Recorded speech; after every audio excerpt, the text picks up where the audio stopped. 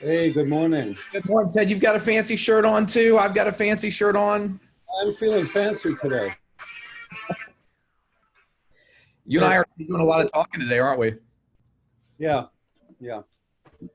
So Ted and I are presenting to a group out in Idaho. I think it was Advanced Behavior Learning Institute through Boise State or something like that. Yeah, we have to get to Idaho by 11 o'clock. Man, I tell you what, this newfangled technology makes it very efficient to get from place to place.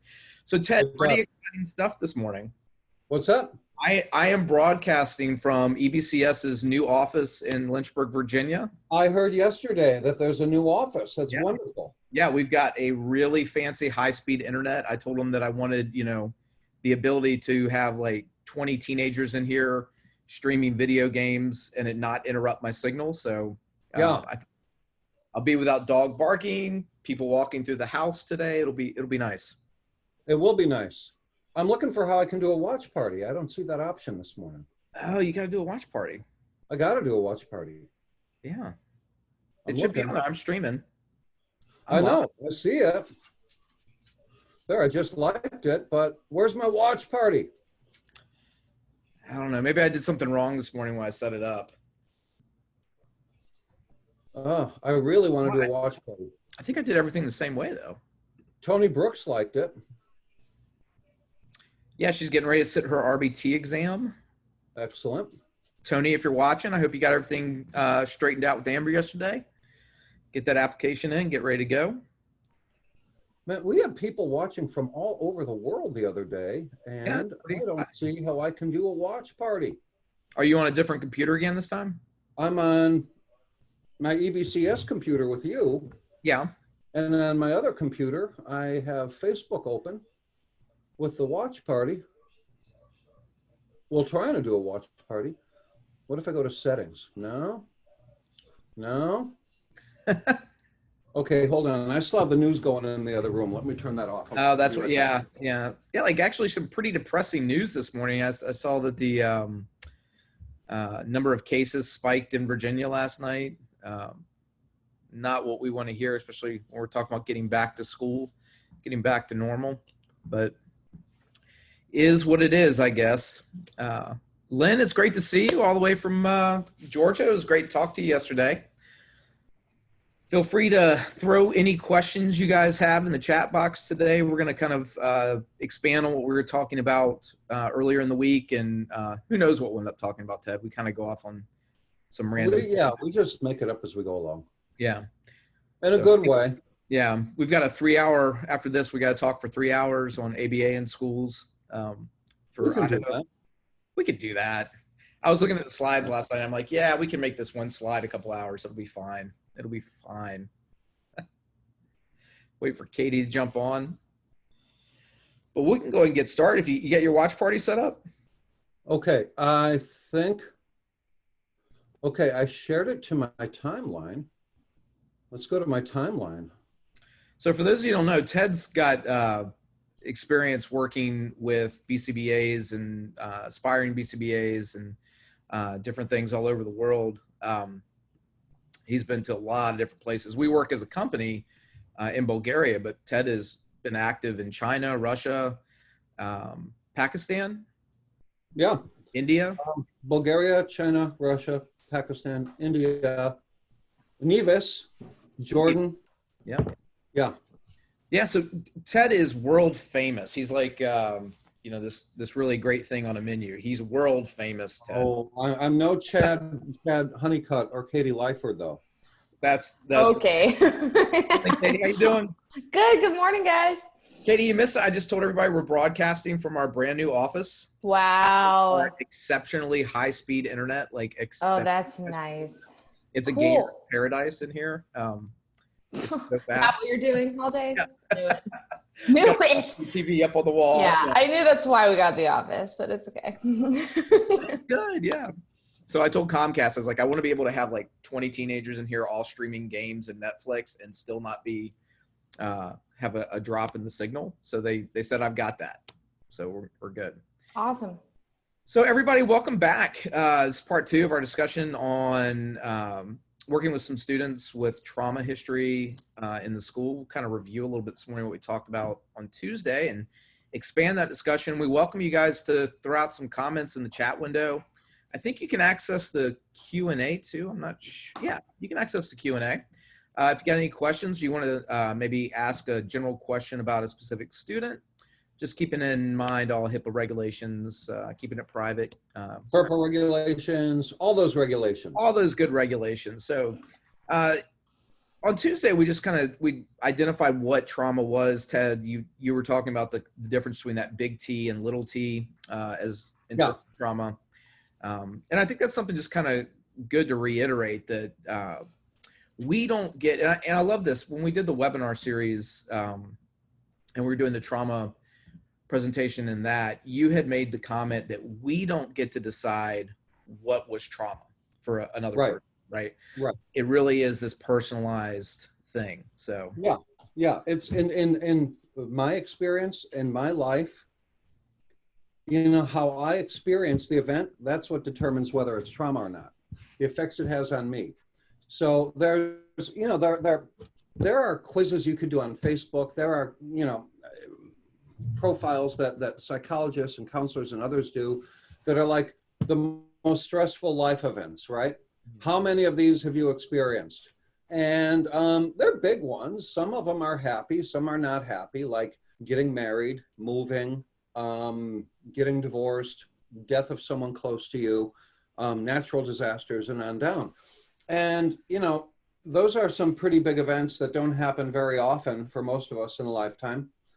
But there, and some of those, you know, can be the events that, according to the DSM, and I'm looking for my DSM, that according to the DSM can. Oh, what a great book. Yeah, post-traumatic stress. But then there are others that, in the experience of the person who is actually experiencing those things, and in my experience, you know, that may be just as traumatic for me as the other things. So these are things like, you know, humiliation, or, you know, day after day, the discrimination and the other stuff that comes along with intense poverty, or neglect, or things of that sort. Right. You know, experience in medical procedures could be traumatic. So there are the things that the DSM will say can evoke trauma. And if you experience trauma after that, and it's long lasting and it's affecting your life to the point that it is diagnosable as PTSD, then, you know, then the DSM says, go ahead and diagnose it. I can, because I have the right license, but, you know, don't do it if you don't have the right license. But the DSM only says that about those events, if you've experienced those events or similar ones. Those are the big T traumas, not the little T traumas, like the extreme poverty, like the racial discrimination, like the having been arrested when you really hadn't done anything and being treated badly, and things of that sort. So that can produce the same sorts of reactions. And so while the DSM says it's PTSD if there's, you know, one kind of event, what practitioners understand and how we behave is that, yeah, but it also comes from all these other things, potentially, depending on the experience of the person. Yeah, and just to emphasize, like, this one thing I just want to keep emphasizing as we go through with this is that the trauma is not the behavior. And I think that so often that mindset gets a little skewed. And as we talk about that, there definitely, we live in the world of applied behavior analysis. So everything for us is that operant behavior, right? Learned through consequence behavior. There are certain behaviors that are associated with maybe a traumatic history that become sustained and become repeatable because of the consequences they encounter. Well, and those consequences, aside from the, you know, there can be social ones, like it can produce a lot of attention or, you know, things of that sort. But the ones that maintain trauma responses essentially are consequences that involve shutting off or escaping from those feelings, that emotional state, and the situation that's evoking those responses. So that's stuff that teachers, others have less control over because it works for me. When you're seeing someone behaving in a way that's consistent with post-traumatic stress, when you're working with a student who's experienced trauma and is behaving aggressively or is hoarding things or is hiding or is running off, you know, that may well be happening because that's what worked before. It had survival value before. And that's why the person's doing it now, because it works. And so that calls for a different kind of intervention than we might otherwise do if it's just run-of-the-mill running off or taking other people's things or aggression. Yeah. Katie, you and I have worked with some kids this past year with some significant trauma. And is there any commonality that you see in some of their behavior, the function of the behavior? Just like we just said, the functions usually escape. That's typically what I see. Like they want to get out of the situation. They might not feel safe, or they just don't know how to cope with some of the feelings that they're feeling. Yeah. And topographically, like when we think about how it looks, you know, is there anything specific that stands out in your mind as like just wow, I maybe need to step back and kind of reevaluate the situation? Yeah. I think it's tricky because a lot of kids will say like, don't touch me and stuff like that. And like, clearly we don't want to touch a kid who's escalated if we don't have to, definitely. And something that we've had to change based on our knowledge of some trauma that Ted actually showed us was to ask if we could put our hand on their shoulder, like, hey, I'm going to get in your space now. Is that okay? Things like that. And again, some kids have learned to say, don't touch me, and scream really loud when you're not even touching them. And there's a difference in function there, depending on what the kid has actually been through and what the trauma actually is. But we do need to respect that and kind of approach things in a careful way. Yeah, I think that's an interesting point, because that word respect, right? We always ask, it's something that we bump up against a lot in the schools, because teachers will describe behavior as disrespectful. And we know that's not really observable or measurable because it's very subjective too. But a lot of times as the educators, we don't reflect that respect back to the students. And I think of that, I know the student that you're talking about, and Ted does too, I'm sure. But so many people were just getting into this child's space, leaning over top of them, putting their hands on them in a supportive way, but not being respectful to kind of the history that he had encountered. And I think where Ted was really beneficial for me, and I think you as well, and also the teaching staff in that classroom, was just putting that perspective, right? We wouldn't want him to come up and just put his hands on us. We would probably have a reaction to that, and we need to be mindful, especially when we're working with kids with trauma. Yeah, and I think. Go ahead. Katie. Oh, it's okay. You're good. No, you go ahead. I lost it. Okay. With that particular child, you know, what a lot of people were doing, thinking they're doing the right thing and completely well-intended, it included confining him, right? Keeping him in an area, yelling at him, telling him to stop, telling him to keep still, putting their hands on him.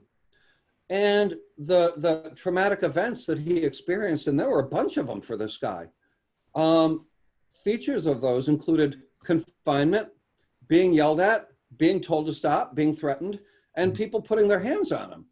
And so, you know, while those around him were trying to do their best to help him, you know, in the classroom we saw, is actually what they were doing was kind of making stuff worse. Yeah, I think it's a good point. Like it's bad enough now, and they're evoking more of that trauma response.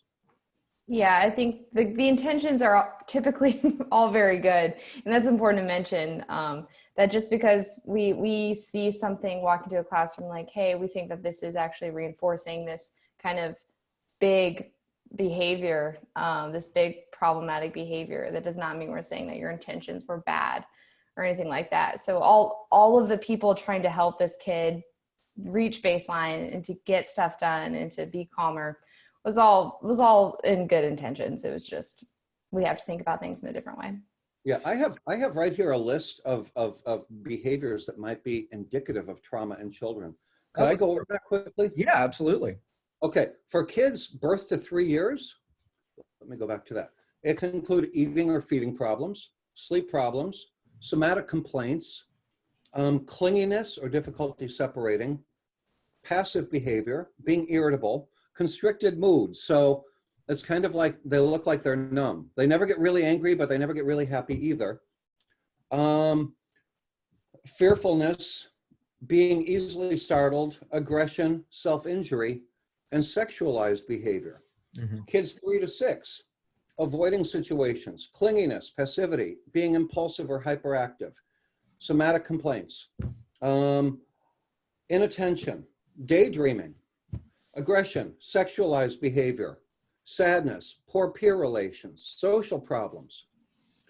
And if you look at that list, almost everything on there occurs for other reasons too. Yeah, I was just thinking about you. Like you just described, maybe with the exception of the sexualized behavior, you just described most every single pre-K student through third grade in my mind. Oh, yeah, because a lot of, aside from the sexualized behavior, Yeah, absolutely. Yeah. all those behaviors are, not unheard of in children. And so it's tricky when you see a kid doing one or more of those things. I think it would be wrong to immediately jump to the conclusion that there's trauma, but I think it is also important to not rule it out. Because again, if there is trauma in that child's history, if there were traumatic events, the way you deal with that child is going to be different from how you deal with other children.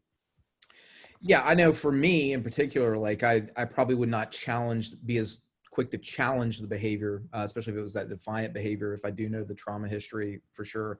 I think one thing that I take into consideration, just being a man especially in the elementary environment, if there is a trauma that involves physical abuse or even emotional abuse from a male figure in that student's history, me being a large male figure standing over that student, even if I'm talking in a way that I don't feel is very authoritative, just trying to build a relationship, that might not always work. That might be a situation where I do need to get more on that student's level, think about the words that I'm using a little bit more cautiously. But I think it's never a bad practice to incorporate that idea of respect into how we engage students. I think it's something that as teachers, and I would own this when I was teaching as well, that we forget that respect should work both ways. And we assume sometimes that even neurotypically developing kids come in with this sense of, well, I'm going to respect the teacher because they're the teacher, or I'm going to respect the teacher because they're older than I am, or they're the authoritative figure. And if things ever work that way for children, then they don't really seem to work that way now. And that could be like a whole nother discussion as to why, but we are where we are. And I think we need to be mindful that any relationship of respect needs to have kind of a two-way street. One of the things that Katie and I have been really fortunate with in a lot of the classrooms that we've worked with in the past has been, we've been able to do video recordings. We had releases from staff and from parents to record interactions in the classroom and working with students in the classroom. And it's always interesting for teachers to go back and watch themselves speak, because we forget sometimes how we're talking and how things come out of our mouths. I did the most absolute boring thing one time when I was teaching, and I literally put a camera up in my classroom and recorded the entirety of my day. And one of the things that really stood out to me when I recorded that was how often I got in student spaces, physical spaces, without any permission whatsoever or without any preparation whatsoever. Not to say that we always need that, to be so formal as to say, hey, I'm going to come over and lean over your shoulder real quick. But when we think about our students with trauma, especially, but even this applies to neurotypically developing children, children with autism, at least some priming, some preparatory notice that, hey, this guy's getting ready to lean into your space. So I think it's always good to step back and look at what we're doing in relationship to this, because one of the most common antecedent conditions, just kind of throwing it out there, is how we as adults interact and respond to low magnitude behaviors that usually escalate things to high magnitude behaviors. So what our response is in the consequence stage of that low magnitude behavior sometimes becomes the antecedent to that higher magnitude behavior, especially as it relates to trauma. Yeah. And the thing about what you were saying there is we don't have to be aware that we're doing stuff in order to do stuff. That's the crazy thing. Awareness is a whole other kind of behavior.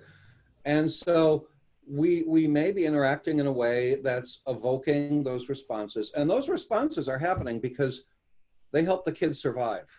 They help the kid get through. No matter how awful the behavior looks, they're happening because they had a purpose for that child. So we may be doing things that are evoking it, or perpetuating it, and we don't even have to be aware of them. This is why what I tell people, there are a bunch of things I tell people all the time, but one of them is, you need to lose the ego. You need to drop the defensiveness and not take it personally, because in our business as teachers and my business as a therapist, it's all about the procedures. Mm-hmm. We're constantly testing the procedures. So it's not me. It's the things that it's the procedures that I'm doing, whether I'm aware of them or not. So it becomes important to be able to know what we're doing, to be able to notice that, and to, when we find something isn't working, change it somehow. Now, what I've experienced in a lot of settings, not just schools, is that people are put in positions where they have to defend everything they're doing. They become very defensive. And when you approach it from a standpoint of I'm being evaluated, they're saying I'm doing something wrong, it's awfully difficult to move to the mindset that this isn't working. Something has to change here. But that's the mindset that we need. It's not that I'm doing something wrong, it's just that this procedure isn't working. Something has to change here. And so we need to be able to drop that, taking it so personally, and instead just keep testing those procedures. So Kate, like you were talking about the common function, and I totally agree with you. Usually what I see is that escape avoidance function, a lot of trauma. What are some of your go-tos? Like if you've seen a kid put under task demand, or maybe have this response of that fight or flight response? I would typically, the antecedent condition, like before the behavior occurs, is where we want to live, right? So kind of our go-to things that we talk about a lot is to lower task demand, definitely have reinforcers that we know work for the children, for the student specifically. So have preference assessments, figure out what they like so you can pair yourself with them. I think especially with kids with trauma, it's important for all of our students, but especially those with trauma, pairing is really important, because another function of behavior you usually see is about the other function of behavior they usually are trying to seek out with some of these things is attention. They might not know how to get attention appropriately because they've never had positive attention and gotten it in the right way. And so we have to kind of teach that. And I think that's starting with pairing yourself, priming, like Chad said, and really knowing what's reinforcing to them. And that could just be your attention and using that appropriately. So. Yeah, I think you have to be careful about that too. And it's a great point that you bring up, that a lot of the kids with trauma have been neglected from attention, right? They don't know how to receive it well. They don't know what kind of attention is appropriate age-wise and things like that. But also too, we have this instinct as teachers sometimes to be everything for our students. We're the instructor, we're a caregiver, we're a shoulder to cry on, we're a support mechanism, we bring them snacks, we do all these things for our students. I kind of hold the opinion that you've got to be careful about how far you go with pairing yourself with attention with some kids with trauma, and make sure that you're giving that instructional control to other people too. And Ted, I'd love to get your kind of weigh in on this, because what I've seen is you get that one person in the school that has paired themselves really, really well with a student. And then that person's not available, or not immediately available, because they really haven't like worked on a system to kind of transfer that relationship to other adults, that and that kind of can be an antecedent to a really big behavior. Yeah. And the sad fact is that a lot of the kids who we're talking about now, they do some pretty unlovable things. Mhm. And they're doing them because it worked for them, it kept them alive. And they're doing some pretty unlovable things. And unless you kind of know more about their history, and unless you're able to accept that what you're doing may make things better or worse, and that I have to do things differently with this one from what I do with most kids, it's going to be difficult. You know, and I don't mean to imply that we never correct bad behavior, but, you know, we tend to do that. Some tend to do that loudly and quickly and with a lot of force and a lot of emotion. What about gently, quietly? You know, this is something I tell people. I say that a lot, don't I? You do say years it. ago. Okay. Years ago, my department chair at the university where I work, I made a huge mistake. I did something really stupid, and I thought it was something I could do, and I thought it was an okay move. It wasn't. Now, other people would have jumped all over me for that. What this person did was said, I wish you hadn't done that, just like that. She said, I wish you hadn't done that. Okay, let's figure this out. That's the sort of approach we have to take with these guys. Calm, quiet, and moving forward. Not, you know, looking for something wrong with the person, but let's figure this out. That, as well as a lot of the priming, you know, and what priming is, for those who haven't been with us before, that's just practicing before the situation, what to do in the situation right before, so the person's likely to do it.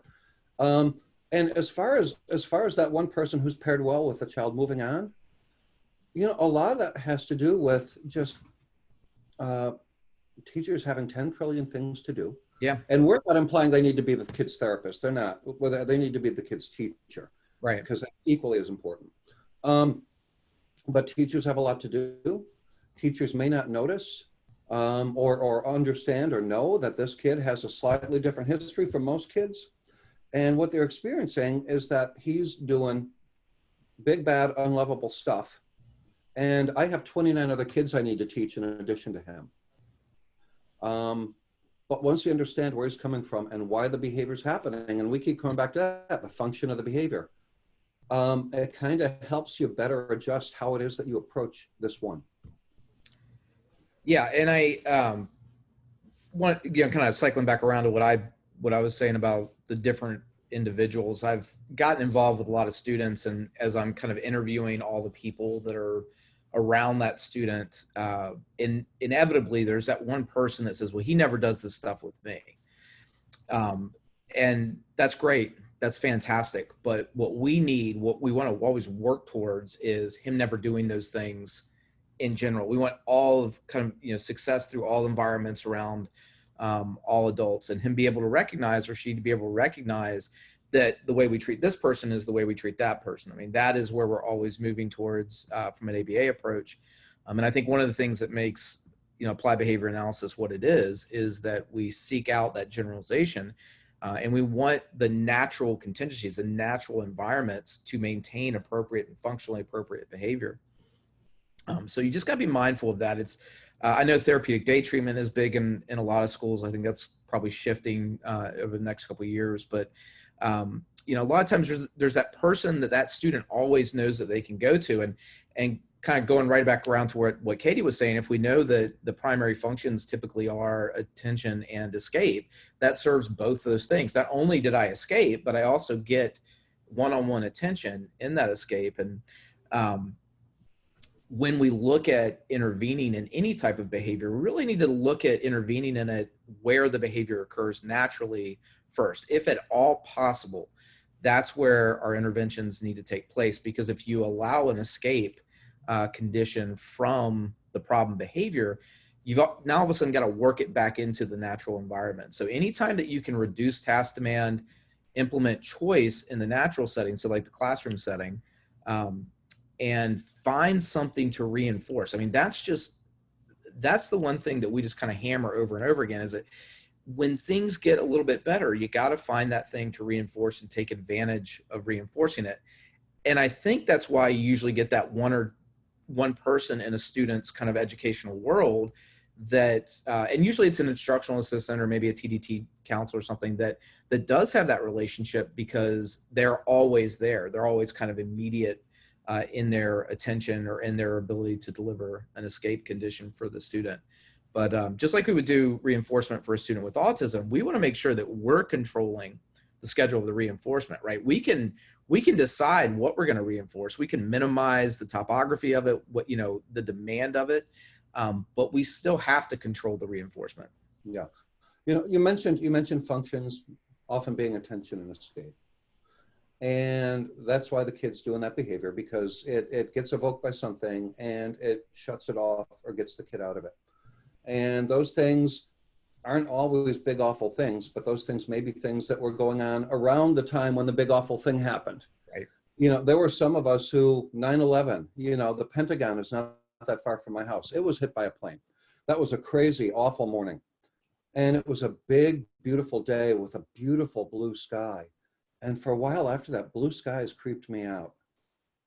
And clear blue skies really creeped me out, because that was paired with that, Mm-hmm. you know? Well, nothing wrong with a blue sky. People like nice sunny days, but I felt awful. I felt very anxious on nice sunny days. That's the sort of thing that goes on in the life of someone who's experienced trauma. And I was miles away from it. I was watching it on television like everyone else. But, you know, with that escape, sometimes it's okay to escape from those things. And we need to teach the person a different way to escape, a different way to shut it off. Sometimes those things are things that we have to learn to tolerate, because the whole rest of the world isn't going to let us escape them. The whole rest of the world doesn't know that we have that history. And so over time, we have to reinforce the kid doing even the slightest little bit of the right thing or the appropriate thing, the more socially acceptable thing in anything like that situation. And give it a name. I like to call it being okay. Dude, you're being okay. This is getting a little rough and you're being okay. I like to do that, because once you open that door and you give it a name, if you give it a name, you can prompt it later. But once you open that door a little bit and you reinforce a little bit of being okay and a little bit of the difficulty, you make it possible to reinforce more being okay in the face of more difficulty. And so we're teaching them out of it.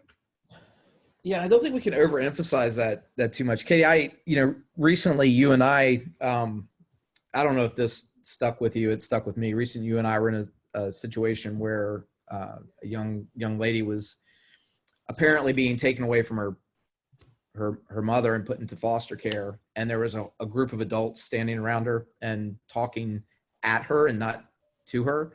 And I left there, and I was thinking, because we had just had this conversation on Tuesday, and I had that girl's face burned into my mind, and just the concreteness of her face. I mean, she wasn't taking any of that information in that was being given to her. I mean, you could tell her world was getting ready to be turned upside down. I don't know any of the details associated with it. All I just remember was just her face and all the adults standing over her. And it just kind of, I've been thinking about it ever since we saw that, and it just kind of resonated with me that that's an addition to whatever occurred prior to that event. That was additional kind of a traumatic thing. And I think there's a lesson there in how we communicate with our kids, that we all stand around them and talk to them, or talk at them and not necessarily to them. And we don't necessarily look for a response. I mean, did you kind of have that same, I mean, I literally left like with that in a pit in my stomach after seeing that. Yeah, I think you explained it all really well. Her face is definitely seared into my memory. So what stood out to me about that particular situation is she's sitting down, and again, all the adults are standing up and using really serious tones and talking really matter of fact. And I didn't kind of process that they were talking even at her. They were just talking to each other, I thought, not even really involving her. And of course she didn't look happy. Like, who would be? We have no idea what happened. And speculation's not good, but yeah, like she was definitely not happy and not in a good spot. And the adults were not They weren't including her in any of it. I think that control piece is really important. I think that kids with trauma, especially their students with trauma, they probably haven't had much control. And again, that's where we see those survival kind of behaviors like the hoarding or the running away or the acting tough or yelling out and stuff like that. Again, it's they don't have any control any other way. And so we have to, like, giving them choices, like you said earlier. Like those adults could have given her a choice of even like, do you want to get sweet tea or like a soda? Like, they could something, and there's no judgment there. Like maybe they already did that. We only saw this really small piece of it, but in relating that to a classroom, I think giving them choices so that they feel more in control is going to lessen the likelihood of those big, hard behaviors. So yeah, we got to be mindful about how we're talking, because just after a student has blown up kind of, and had this big reaction, and we get them back down to baseline, like, let's say we're in that room, let's say like you've got behavior specialists, you've got BCBAs, you've got teachers, you've got assistants, you might have a principal in there or another administrator. That's a lot of adults, and we have to be careful not to talk about them or at them with all these big adults standing there, especially right after this event that probably triggered some serious memories for that kid if they've experienced trauma. So There's a saying, mindful. Yeah, I'm sorry, I'm an interrupter. No, you're fine. I'm a therapist. There's a saying that some say that is nothing about me without me. Yeah, if the kid's going to be there while that discussion's going on, you got to include the kid. But think about, I'm glad I wasn't there for that thing, because I make a living seeing and hearing sad things all the time. Yeah. And I've had enough, and I'm going to get more. And I don't need one more that I hear about from other people. But in that situation, what the kid really needed was someone to take care of the kid. Mm-hmm. And what the kid got instead, even though I'm sure everyone was really well-intended and they had an important job to do and they were doing it, what the kid got was a bunch of large people standing around the kid while the kid is sitting and being small, talking in serious tones about the kid. And the kids experienced that before. You're absolutely right. Large people being serious about the kid, which just makes it worse and kind of makes the whole thing sadder. Yeah, and a couple points that kind of go tangential to all this. I mean, I'm pretty sure, if I read the situation right, that young lady had done something that wasn't right. Like there was also some legal issues that they were explaining to her. Oh, it sounded like custody to me. But yeah, sure. Yeah, and I think that there was some stuff, definitely more broad than what we picked up on. I just picked up on the scenario and her face. But kind of thinking ahead, and as we go back to school, one of the things that stood out to me too was half the people were wearing masks over their face. So just the interaction, and when we think ahead of what it might look like when we go back into school and we're working with some of these people, some of these kids with trauma, they already have difficulty reading emotional and pragmatic cues. Mm-hmm. And now all of a sudden we've taken away the majority of the face that relays those pragmatic cues. So that's something I think that's important to kind of keep in the back of our minds. And maybe we think about, a training down the road as if that's what school looks like when we return, how to best kind of work in that condition. The other thing I just wanted to touch base on real quick, Katie, is something that you said, because I see this happen way too often where we've had a student that maybe had a big high magnitude behavior, an administrator comes down, or maybe a school psychologist comes down, and the first instinct of the teacher or whoever was involved with the incident initially is to replay it verbally to the person that walked through the door. And then that kid is just in the audience listening to everything they just did wrong. And that is not restorative practice. It gets mistaken for restorative practice a lot of times, but that's not restorative practice. And I think is a fantastic point you made. It just, we see it a lot where the kids, instead of just moving on, because our first comment's always, what's next? What are they? Okay, we had this event, what's next? But instead what we do, we kind of relive the moment over and over again and keep the kid in that condition that isn't very functional. So. Yeah. Yeah, that happens a lot. I've been on the soapbox, yeah. But Yeah, I think that definitely happens a lot. And it's, again, the attentions we know are good. And that's probably something I did as a teacher a couple of times, because our heart rate might be up. We might be a little more emotional than we should be and need to like calm down because we are witnessing some serious behaviors. And what might be added to that, maybe the night before we just read their file or got new information about something awful at home, and we have to manage our own feelings so that we do our job to serve the kid, because again, we're not their therapist, we are their teacher. And so when we see this big reaction, this big behavior, teachers, you might be running through the things in your mind like, oh, this is just one more thing on his sheet, this is just one more thing, we're thinking about all of the things that could potentially make this child's life worse based on what they're doing in that moment, and that can make us emotional. So then you've got the situation maybe kind of under control, or maybe the kid is still being violent or throwing something or going after other kids or something like that. The administrator walks in and you're like, blah, blah, blah, blah. You're like, this is what's happening, because you want everyone to have all of the information. But this is where collaboration and planning comes in. This is where it could be in a behavior plan even.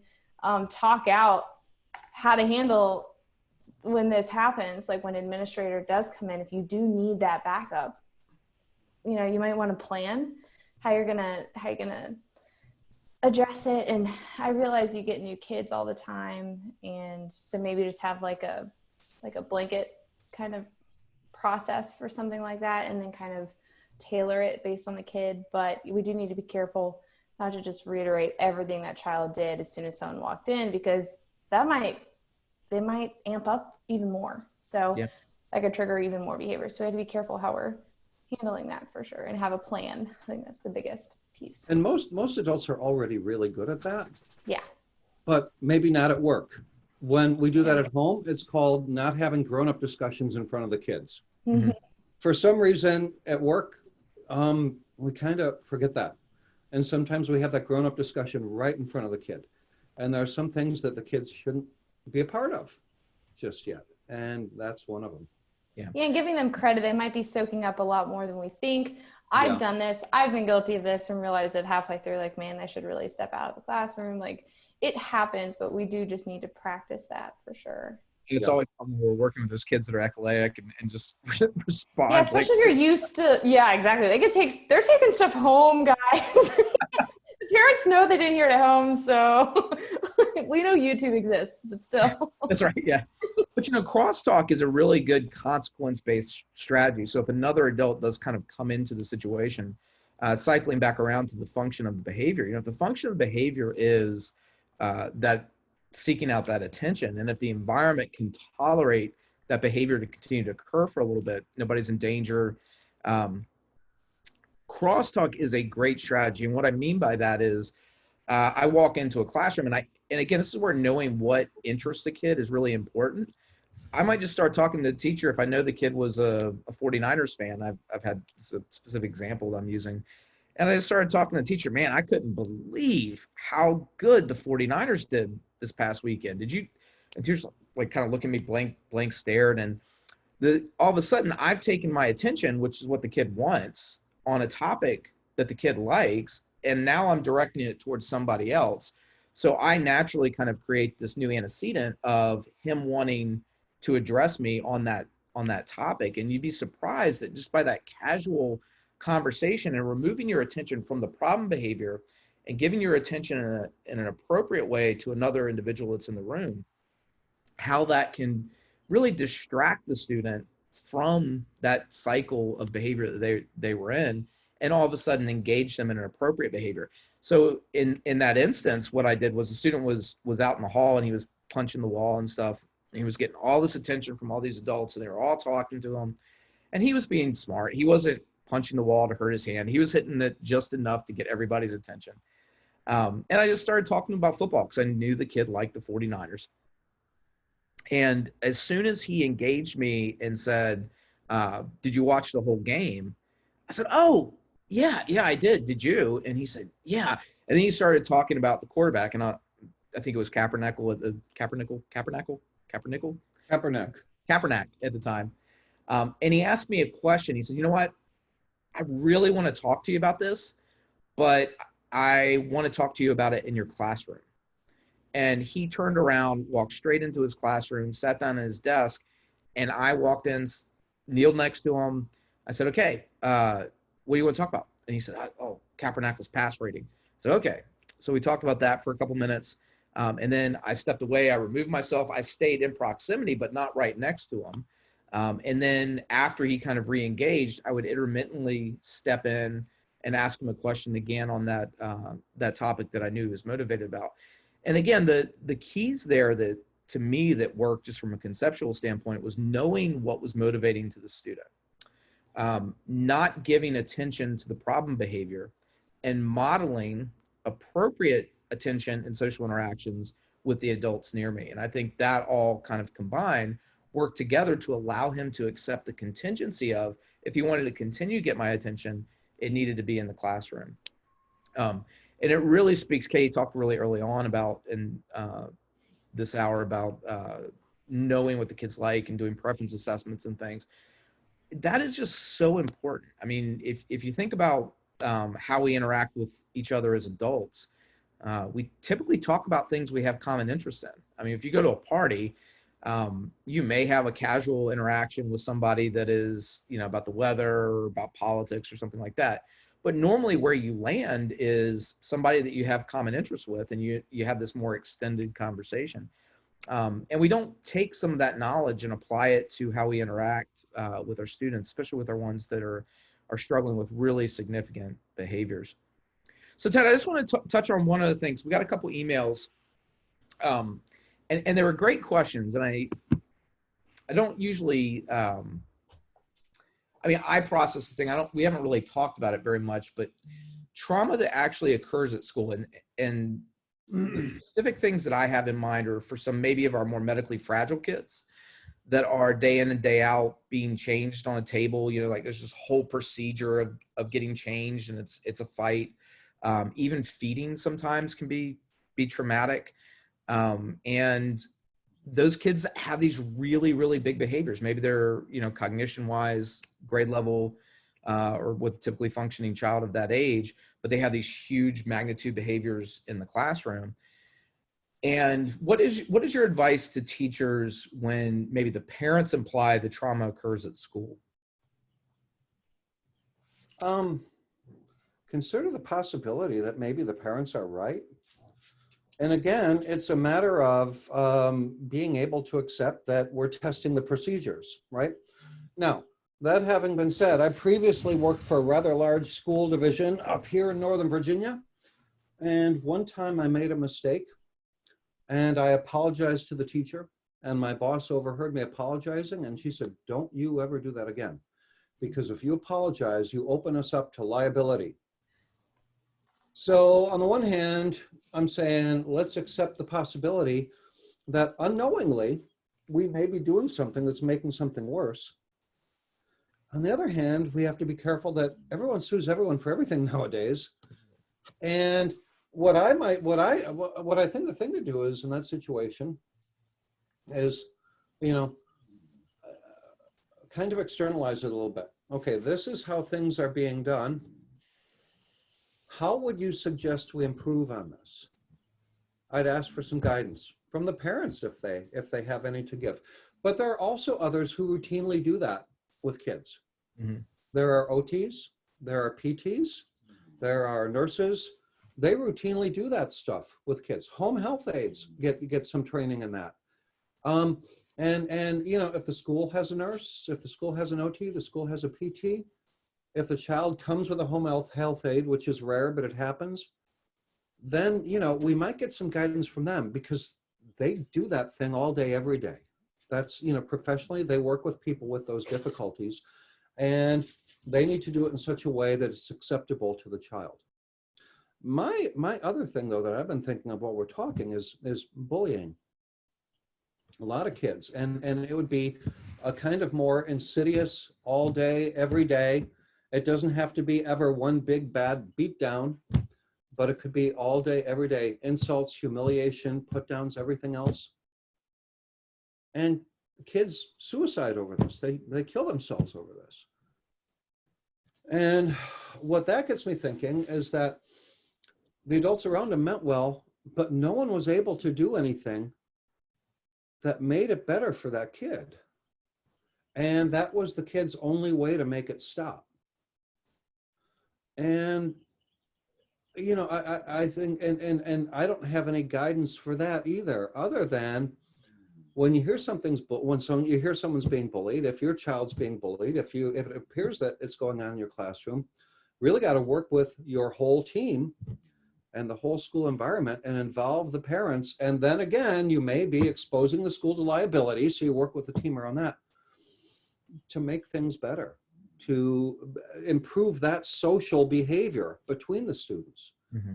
And you got to know what they're doing online, and you got to know, you know, who's texting whom with what. Because I look at that as a failure of the procedures that are in place. The kid needs to be helped, and no one is doing the correct things to help him. Yeah, I think that speaks a lot to just hyper awareness and being aware. I think one of the things that happens a lot in the school day, especially if you teach in the self-contained world, even though there's a lot of unpredictability to certain behaviors, the routine becomes almost a churning over and over, same day in, day out kind of thing. And sometimes we turn a blind eye to things that could actually be very traumatic. And I think about when I was teaching a gen ed classroom in a larger setting, the number of social interactions that were going on, if I wasn't aware to them, I could very easily miss things. So I think being aware of things and just taking a moment to kind of step back. Just really quickly want to touch base again on that concept of some of our more medically fragile kids. And Katie, I'm thinking of, I don't know if you were involved with the student we worked with in summer school last year, but there was an issue of her going to the restroom. She was wheelchair bound. No, I was with the different crew, but I do know what you're talking about. Yeah. Yeah. I mean, what it looked like was 3 adults, you know, pulling this kid up out of the wheelchair, basically taking her pants down, putting her on the toilet, all 3 adults holding her on the toilet to stabilize her. And I mean, that's a pretty traumatic condition. I think when we get into routines like that, we need to step back from them. We do, as BCBAs, we do risk analysis for different things. And we really analyze, you know, is there a punitive effect to this? Is there an ethical issue to this? Is there unwanted effects of reinforcement? We need to take the time sometimes to just step back from our procedure and look at it and say, okay, is this working? Instead of just constantly doing it day in and day out and having the same results that we might be having. Yeah, my very first job working in schools, again, I learned a whole lot, a lot of firsts with that position. But I was a one-on-one for this one student, but a one-on-one aide, personal care aide for this other student in the class I was working in was absent. And they're like, hey, Katie, can you fill in? I was like, yeah, sure. So he was wheelchair bound, extremely vocal, pretty sassy, really cool kid. But they warned me that like sometimes he gets really upset during like going to the bathroom. I was like, okay, but I had no training. And so I just asked a ton of questions. I was like, so are there things I should say, not say? Like, should I talk to the kid if he wants to talk while he's going? Like, what are the rules? And I think so having a procedure and having a plan and knowing and respecting what that kid needs and expects from that experience, which is really personal, is huge. And so, I'm glad I asked the questions I asked before I went in, because it could have been a lot more like stressful for everybody. And again, it's about respecting that kid. And this was a middle school aged child. So yeah, it's having a plan and the procedure in place that works for that specific kid is super important. So changing gears just a little bit, and we've only got 8 minutes left, which leaves just enough time to talk about it, and not enough time for me to actually get in trouble about talking about it, which is great. And I just want to point out, we missed a really good opportunity. If Katie had been wearing a white shirt, we could have been like red, white, and blue today. Been very sorry. I have a lot of black shirts on. I have a white beard. You do have a white beard. That thing. I've got a little white beard going on too. But So we brought up towards the end last week about risk assessments, and I think we have at least one school site that I know of that's in the live audience right now with risk assessments. This is something I've run into this year more than I've run into it ever before. Ted, I'd really like to get your feedback on it, Katie, as well.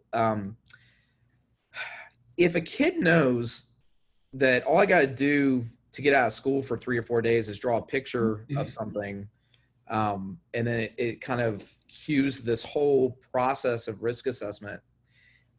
In my mind, we've taught the escape, right? We've reinforced the escape. But the more of those risk assessments that they go through, the more language they acquire of all the right answers. And I really would be curious, y'all's thoughts on the consideration of validity of these things, and how do you balance safety and being appropriately cautious with progress? You know, I mean. And can we define like risk assessment for those that may not know? Yeah, because I know it's different for each school sometimes, right? Yes, I think pretty much most of them do the Columbia risk assessment. But a lot of times what will happen in these cases that I'm referring to is, a student will maybe say, I'm gonna take my life, or I've even seen it occur when a student drew a picture of threatening to take their life. They get sent to an intake facility, they get interviewed, they get, an assessment done. They're either held or not held, but then they get sent right back to school. Even if they are held for several days and even up to 2 weeks, they just get sent right back to school. And then they're like, well, okay, I figured out how I don't want to be here, so I do this again. And it creates this really weird balance of how do I protect the student, but also how do I teach the student? Because I certainly can't teach them if they're not in school. Because we're reinforcing it if the function is to just escape and not if they're actually suicidal. Well, I mean, even attention. I mean, because if you go into like a stabilization unit, they're gonna have a lot of attention. And there's one kind of famously nearby us that, I mean, it's got a milkshake machine, it's got game rooms, it's pretty cool. Beds, and So what are your thoughts about that? Well, I kind of wish the school had all those same attractive features. Maybe not a milkshake machine, maybe not a game room, or maybe that's something that good behavior earns. But when someone's escaping, we don't escape from stuff that's full of positive reinforcement. We escape from bad stuff. Right. And so if what's going on is the child learns this, that risk assessment, that doing the thing that gets the risk assessment to happen, gets me out of school, gets me out of something for a long time, I think we got to rethink. It's kind of like timeout. It's intended as, something that's going to reduce the behavior. But when timeout is actually better than time in, we got a problem, because we got people running to timeout. Mm-hmm. We want people avoiding timeout. And it sounds to me like the school environment isn't sufficiently reinforcing for this one to keep that one there. And so, that needs to be addressed. At the same time, the schools have to have their protocols that they follow, and they have to go through all the attorneys, and they have to be policies, and they have to do all of that. They have to be vetted. And so people do what they have to do. Most things work for most people. Most of the time, that risk assessment stuff is really helpful. And so we're talking about probably a small percentage of kids. Mm-hmm. But with those, when you find that that's the case, it calls for rethinking stuff.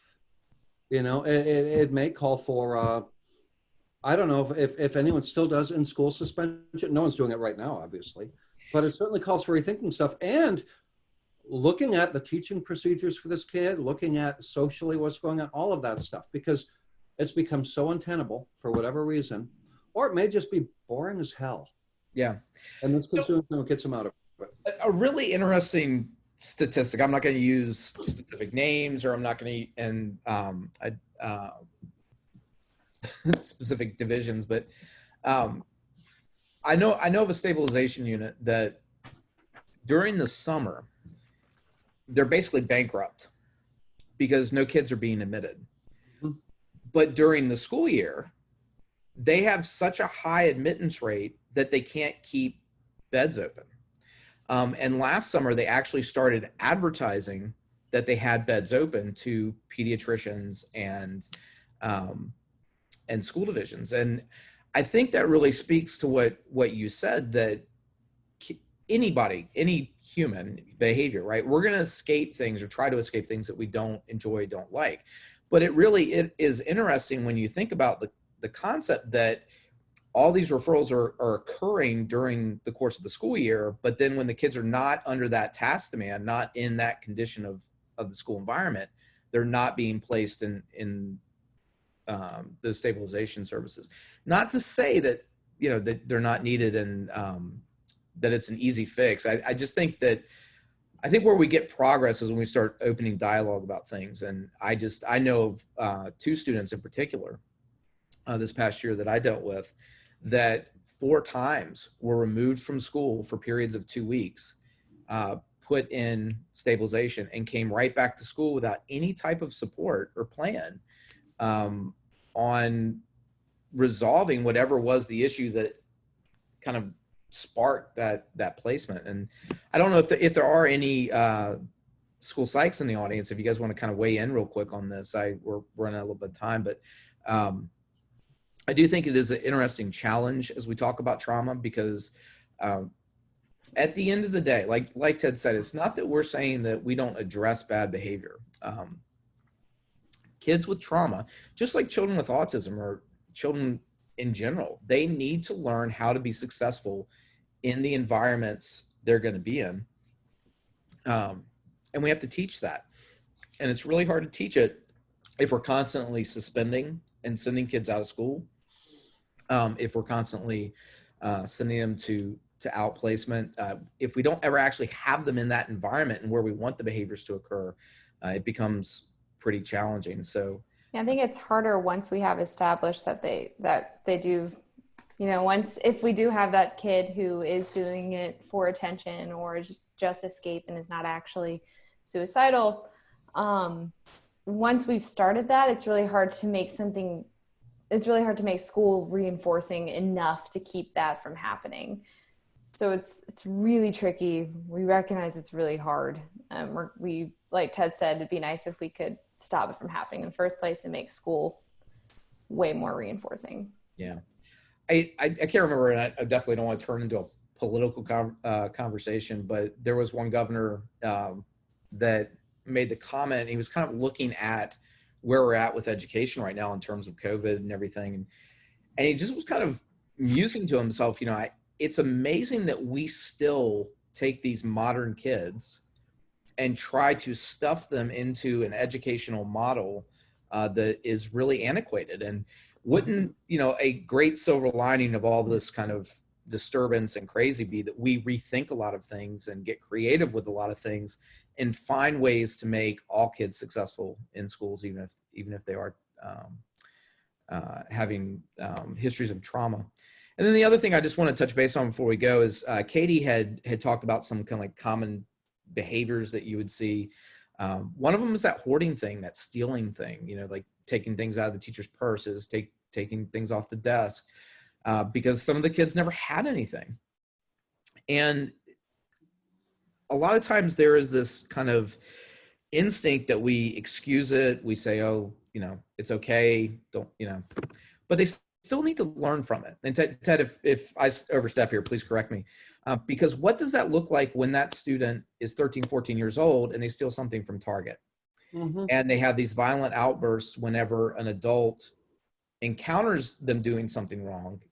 It looks like kind of this endless cycle of incarceration, and what happens in there, and then further trauma. Yeah. So it is important that even with the trauma, we respect the trauma, we acknowledge it, we learn about it, but we still have to teach these kids to be functionally successful in the school day and in the school environment. Yep. So, well, this took kind of like a depressing turn. We got kind of talking about some difficult things, but I do think it's really relative. I mean, I think so many schools are struggling with this. I'm glad we had the opportunity to talk about this. Next week, we're gonna lighten it up a little bit and talk about the power of reinforcement. and the power of schedules of reinforcement. So that should be fun. We'll bring Skittles for everybody and try to distribute them through Zoom. Not sure how that would work, but